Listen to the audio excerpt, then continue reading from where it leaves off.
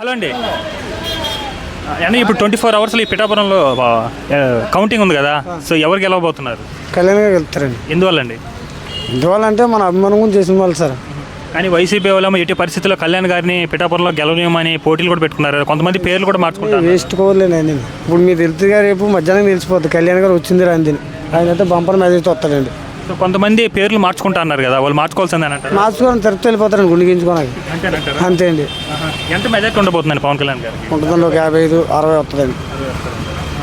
So YCP వాళ్ళు ప్రచారంలో అసలు పవన్ కళ్యాణ్ గెలవకూడదని చాలా మంది వచ్చి ప్రచారం చేశారు కదా, ఏ విధంగా? మూఢనమ్మకాలండి. మేము వేసిందల్లా పవన్ కళ్యాణ్ వేసేవాడి ఓటు. ప్రతి ఓటు కూడా పవన్ కళ్యాణ్ వేసేవాడి. ఆయన రావాలని చెప్పి వేసేవాడి. మేము చెప్పబడి ఇందులో జగన్ కుమార్ రెడ్డి అయితే రారండి. మా కూటమి పైన కింద ఈడు వస్తారండి. సో వర్మ గారు సపోర్ట్ చేయడం ఏ విధంగా అనిపించింది మీకు పవన్ కళ్యాణ్ గారు? చేయాలండి, మరి ఆయన సపోర్ట్ లేకపోతే నడగదండి. వరం గారి సపోర్ట్ వల్ల కూడా కొంత నడిచిందండి. ఆ ఓటింగ్ పడలో బాగుంది సార్. సో ఒకప్పుడు పిఠాపురం అంటే ఇక్కడ వరకే ఉండేది. ఇప్పుడు పిఠాపురం అంటే దేశవ్యాప్తంగా పిఠాపురం గురించి మాట్లాడుకుంటున్నారు కదా, దానికి ఏమంటారు మీరు? ఇప్పుడైతే పిఠాపురం పేరు వెళ్ళిందండి. ఎందుకంటే ఒకప్పుడు అయితే ఎవరికి తెలిసేది కాదు. కాకినాడ ఒక పిఠాపురం అనేవారు. ఇప్పుడు పిఠాపురం పక్కన కాకినాడ అన్నారండి జనాలు.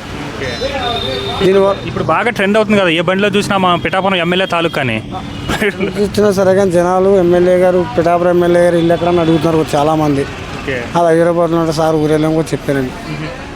సో అలాగే పవన్ కళ్యాణ్ గారి మీద వర్మ గారు రీసెంట్ ఇంటర్వ్యూస్లో నా యావత్ ఆస్తిని పందెంగా పెడతాను అన్నారు కదా, దాని ఎలా అనిపించింది?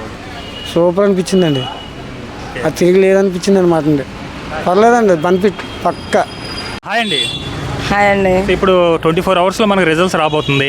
సో ఈ పిఠాపురంలో ఒకవైపు వైసీపీ నుంచి వంగ గీతా గారు ఉన్నారు, కూటమి అభ్యర్థిగా మన జనసేన అధినేత పవర్ స్టార్ పవన్ కళ్యాణ్ గారు ఉన్నారు. ఎవరు గెలుస్తారు అనుకుంటున్నారు? పవన్ కళ్యాణ్ గారే. మీరండి? పవన్ కళ్యాణ్ గారు 100% పవన్ గారు. ఎందుకని అనుకుంటున్నారండి? అలా ఉంది, ఇంకా టాక్ అది కానీ అనుకుంది. సో ఎలాంటి మెజార్టీ ఉండబోతుంది? 80% పైన ఉండకూడదు. కానీ ఓవైపు వైసీపీ వాళ్ళు ప్రచారం అప్పుడు పవన్ కళ్యాణ్ గెలవనివ్వమన్నారు కదా. ఏవైనా ఈ మాటలే. పవన్ కళ్యాణ్ పక్కా ఈసారి ఒకవేళ వస్తే పిఠాపురం ఎలాంటి అభివృద్ధి చెందుతుందంటారు? చేస్తాడు. బాగా డెవలప్ చేస్తారు, పర్వాలేదు. మంచిగా మా నమ్మకం ఉండబట్టే ప్రజలు వేసి గెలిపిస్తారు. సో ఒకప్పుడు పిఠాపురం ఎవరో తెలియదు, ఇప్పుడు పిఠాపురం అంటే దేశవ్యాప్తంగా చర్చ అయిపోయింది. సో దాని గురించి ఏమనుకుంటున్నారు? పవన్ కళ్యాణ్ గారు చేయబట్టి మంచి పనులు చేస్తారని బయటకు వచ్చింది.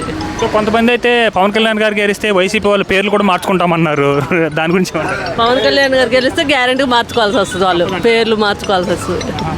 జరిగేది అదే, ఇంకా చెప్పుకోవడం ఎందుకు, వాళ్ళే చెప్పుకుంటున్నారు. ఇక కానీ వైసీపీ వాళ్ళు మాత్రం మేమే గెలుస్తాం ఈసారి 175. సో ఎన్ని రావచ్చు అంటారు వైసీపీకి? కష్టమే. సో మీరు ఎన్ని రావచ్చు అనుకుంటారు? చెప్పలేము, కష్టమే. ఓకే. సో పవన్ కళ్యాణ్ గారికి వస్తే ఎలాంటి డెవలప్ అవుతుంది ఈ పిఠాపురం అనేది? ఎట్లయినా బాగానే చేస్తారు, ఆ నమ్మకం ఉన్నది, చేస్తారు బాగానే ప్రజలకి. సో పిఠాపురం